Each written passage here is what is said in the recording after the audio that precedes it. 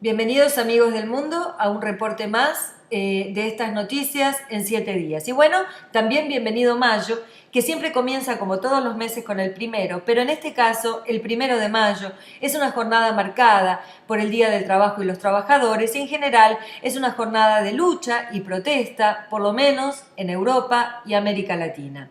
Así es, en Estados Unidos por supuesto no se celebra, aunque allí nació. En realidad, esta jornada nació después del acuerdo del Congreso Obrero Socialista Anarquista, celebrado en París en 1889, como una jornada de reivindicación. Pero en realidad, lo que se recuerda es a los mártires de Chicago. Sí, estos obreros que murieron en Chicago luego de protestar en una jornada de protesta por la jornada laboral de 8 horas.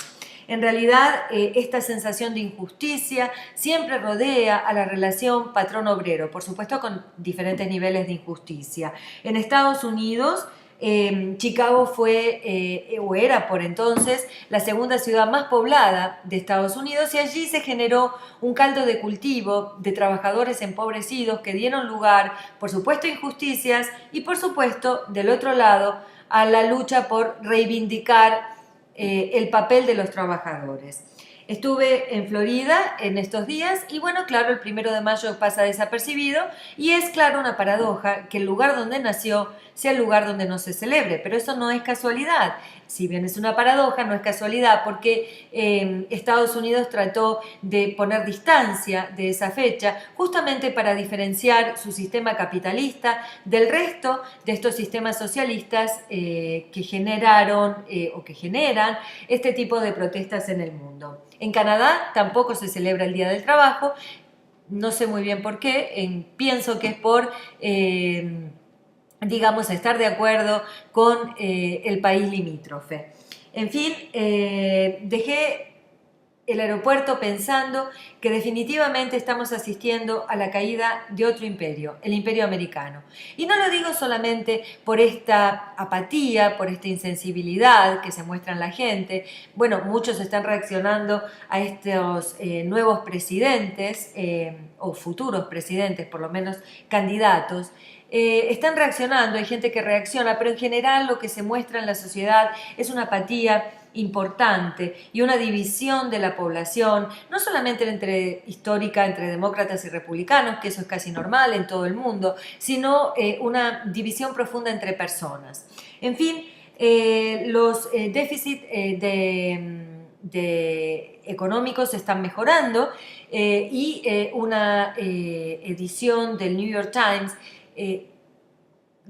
declara que todos los índices económicos, a pesar de ser muy positivos, son vistos de manera negativa por la población. El desempleo se redujo, el presupuesto aumentó y los índices económicos, como digo, mejoran. En fin, Barack Obama dice que Estados Unidos crece, pero a pesar de esto, Hillary Clinton dice que hay gente que apenas sobrevive y Donald Trump expresa que Estados Unidos es en estos momentos una nación del tercer mundo. En fin, lo que le pasa a la gente, según Bill Clinton, expresidente, es que no se siente protagonista de esta nueva etapa de la historia y no se ve como parte de esta pintura global. En fin, habrá a ver qué pasa. Por supuesto, aumentar tasas de interés o aumentar impuestos en Estados Unidos es tan impensable personalmente como ideológicamente. Es incompatible. Ni hablar, por supuesto, del sistema de salud Obamacare. Y como escuché los otros días, las bases del capitalismo son aprovecharse de la desgracia ajena. Y bueno, aparentemente el individualismo y los logros personales son las bases del sistema. Pero atención, no todo es así. La sociedad americana, a pesar de su apatía, cuenta con un sector de la población sumamente altruista y generoso.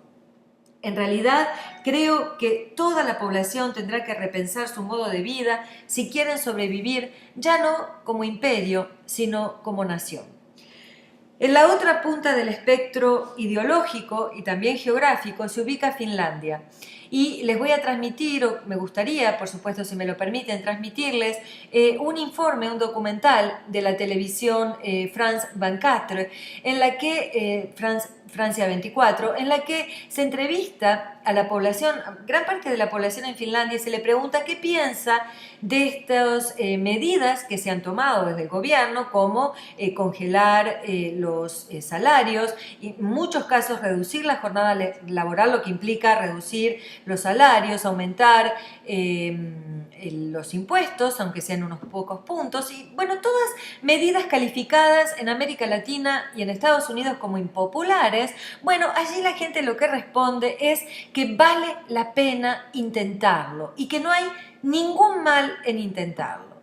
Inmediatamente surgió en mí la pregunta: ¿cuál es la diferencia que marca la abismal distancia de actitud entre un espectro político y el otro? Y en realidad no es el espectro político, no es ni capitalismo ni socialismo, es la educación. Sí, en Finlandia la educación es sublime, es la base del sistema.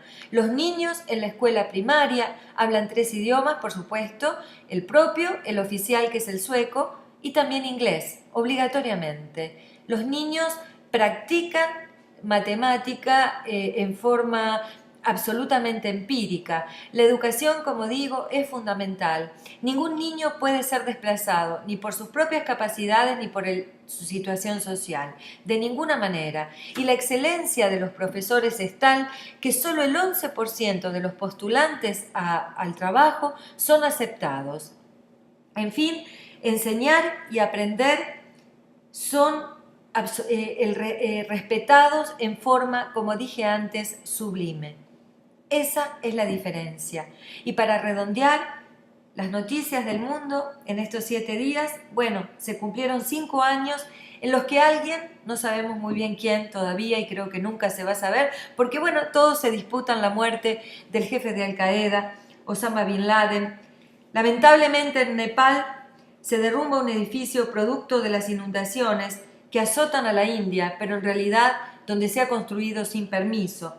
Y en Siria la guerra está fuera de control, de acuerdo a las declaraciones del secretario de Estado americano John Kerry de visita en Ginebra. En fin, con este resumen me despido solamente por hoy. Hasta la próxima semana para El Mundo. Silvina Vázquez.